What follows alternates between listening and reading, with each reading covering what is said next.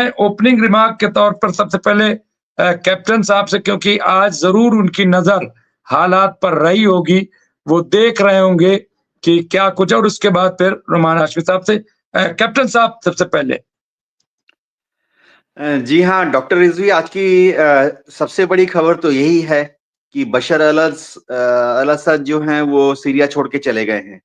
कहाँ गए हैं? दुनिया भर के जितने स्ट्रैटेजिस्ट्स हैं वो सिर्फ अटकलें लगा रहे हैं। एक अटकल तो ये है कि जब वो छोड़ के जा रहे थे तो उनका जो IL-76 विमान था उसको नॉर्थ लेबनान के ऊपर शूट डाउन कर दिया गया। अब अगर सच्ची में ये वाक़ई सच है तो उसके मलबा मिलने की कोई खबर नहीं मिली है।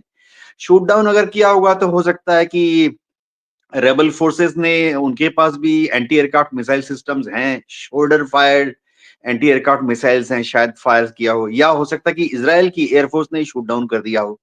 क्योंकि जाहिर बात है कि इजराइल की एयरफोर्स और उनके जो ग्राउंड बेस्ड रडार हैं वो उस जहाज को टेक ऑफ के बाद से ही ट्रैक कर रहे होंगे।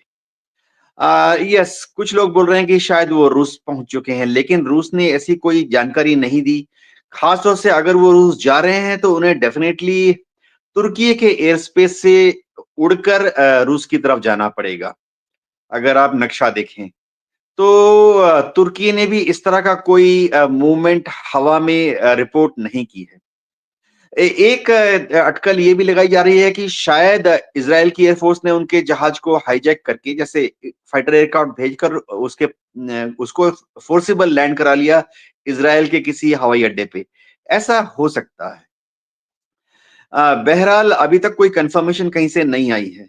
एक और अच्छी खबर जो है वो ये है कि कतार के जो फॉरेन मिनिस्टर हैं, कतार के जो प्राइम मिनिस्टर हैं, उन्होंने आज एक स्टेटमेंट दी है कि वो देख रहे हैं कि एक असली विलिंगनेस, मतलब अच्छी जाहिर इच्छा है सब पक्षों में गजा में सीज़फायर के लिए बात आगे बढ़ाने के लिए। और उन्होंने ये कतार के जो प्रधानमंत्री हैं, फॉरेन मिनिस्टर हैं, उन्होंने ये भी बयान दिया है कि मोमेंटम इज कमिंग बैक, यानी सीज़फायर टॉक गजा के ऊपर जो हो उसके लिए जो गति चाहिए, एक सौहार्दपूर्ण, एक माकूल आबो हवा होनी चाहिए, वो पैदा हो रही है। तो मैं सोचता हूँ कि बहुत जल्दी ही हम गजा में सीज़फायर के बारे में कोई अच्छी खबर सुनने वाले हैं। जी। ये फिर एक तरफ तो ये कह रहे हैं कि साहब ये जो ताकत आई, जैसे कि रुमान हाशमी साहब ने भी कहा कि ये खतरा जो है इजराइल को भी होगा, ऐसा नहीं है। तो और ये इजराइल भी कह रहा है कि साहब ये जो हम तैनात कर रहे हैं दरअसल ये इनके लिए, लेकिन दूसरी तरफ खबर ये आ रही कि इजराइल तो उसे मौके की तलाश थी और वो दाखिल हो गया गोलान हाइट्स पे, उस पे पूरा अपना कब्जा जमा लिया। इसको जरा से डिफाइन करें कि क्या इसमें सच्चाई है। देखिए, ये समझना पड़ेगा कि साल 2001 के बाद से ही बशर अल असद ने कभी खुलेआम इजराइल के विरुद्ध कोई ओपन लड़ाई नहीं की। और 2011-2012 जो है उसके बाद से तो बशर अल असद की जितनी फौजी ताकत थी, उनकी पूरी की पूरी आर्मी, पूरी की पूरी एयरफोर्स, वो जो इंटरनल ग्रुप था उसमें ही फंस गई। तो बशर अल असद की जो पूरी उनका जो पूरा ध्यान था वो चला गया कुर्दिस्तान के लोग लड़ाकों को कंट्रोल करने में। वो चला गया एक किसी जमाने में अल-कायदा, आइसिस को कंट्रोल करने में। फिर वो चला गया जब ये नुसरत फ्रंट बना उनको कंट्रोल करने में। फिर उनका पूरा ध्यान चला गया बशर अल असद की फौजी सरकार का एसटीएस को कंट्रोल करने में, तुर्की बॉर्डर के पास। तो उनके पास ना रिसोर्सेज थे, ना उनकी मंशा थी कि वो इजराइल के ऊपर कोई हमला करे। किया भी नहीं। अगर आप पिछले कुछ सालों का रिकॉर्ड देखें, इजराइल ने गोलन हाइट्स जो हैं ये तो 1967 के बाद से ही इजराइल के कब्जे में है। अब इजराइल क्या करता है कि जब भी वो किसी को हराता है युद्ध में, जैसे कि हमने लेबनान की तरफ भी देखा, वो जहां पर उनका बस चलता है, आगे जाकर उस तरफ जाकर एक बफर जोन बना लेते हैं। अब इजराइल के जो स्ट्रेटेजिस्ट हैं उनको पक्का यकीन है कि भविष्य में एक दिन ऐसा आएगा जब दमस्कस में जो अभी एसटीएस है और उसके जो दूसरे सहयोगी फ्रंट्स हैं, ये सब थोड़ा सा एंटी इजराइल रुख अख्तियार कर सकते हैं। कुछ लोग बोलते हैं मजहब की बात नहीं है, मैं भी यकीन करता हूँ, लेकिन एचटीएस जो है डेफिनिटली दिखाना चाहेगा कि वो फिलिस्तीन के लोगों का समर्थन करता है, गाजा के लोगों का समर्थन करता है, क्योंकि उससे उनको लोकल जो इलेक्शंस होंगे, आज से 6 महीने बाद या 1 साल के बाद, उसमें बहुत बड़ी बढ़त मिलेगी। ये जो कि किसी भी अरब मुल्क में है, चाहे वो शिया या सुन्नी हो, अगर वहां पर जो भी पॉलिटिकल पार्टी गजा के लोगों के फेवर में बात करती है, उनको इलेक्शन के दौरान फायदा होता है।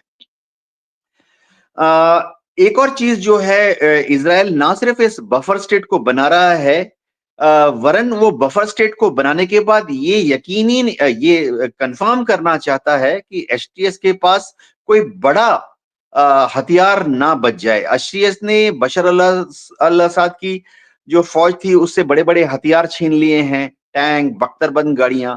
अब इजराइल कोशिश करेगा कि इनको जहां पर भी वो हैं, एक एक करके नष्ट कर दिया जाए। अमेरिका और तुर्की का बहुत बड़ा रोल रहेगा कि वो कोशिश करें कि एचटीएस जो है भविष्य में, आज से 6 महीने बाद, 1 साल के बाद, उसका रुख जो है वो इजराइल की तरफ ना हो जाए। ऐसा ना हो कि जैसे हम सोचते हैं कि वहां से हुती, यहां से हमास, वहां से हिजबुल्लाह, और अब यहां सीरिया से एचटीएस, या एचटीएस का जो कोई दूसरा नाम ऑफशूट, वो इजराइल के ऊपर भारी पड़ रहा है। तुर्की का बहुत बड़ा इंटरेस्ट है।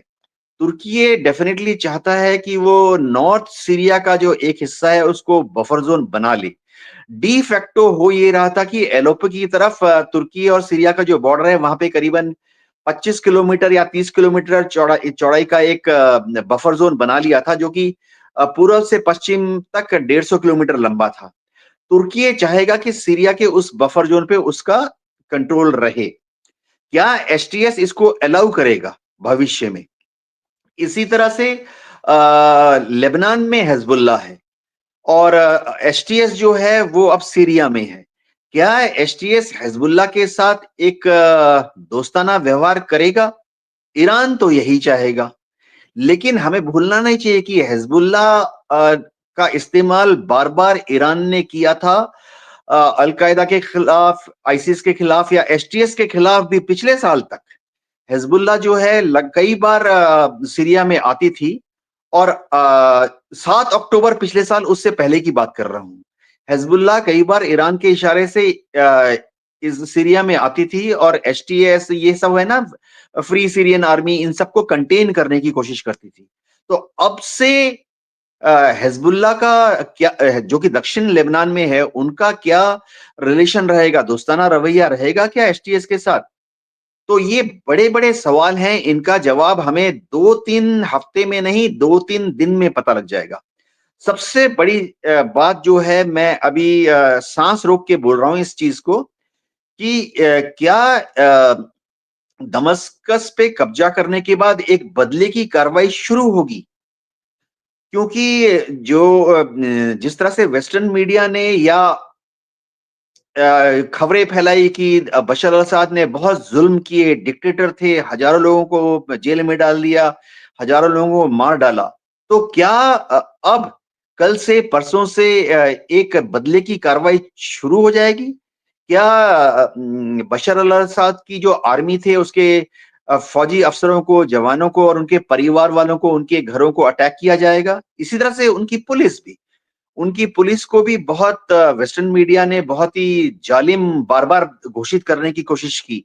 क्या उनके पुलिस के अफसरानों को, उनके फैमिलीज़ को अब बदले की कार्रवाई की चपेट में आ जाएँगे? इसी तरह से जो सीरियन गवर्नमेंट थी, उनके पॉलिटिशियंस या डिप्लोमेट्स, क्या उनसे बदले की कार्रवाई शुरू हो जाएगी?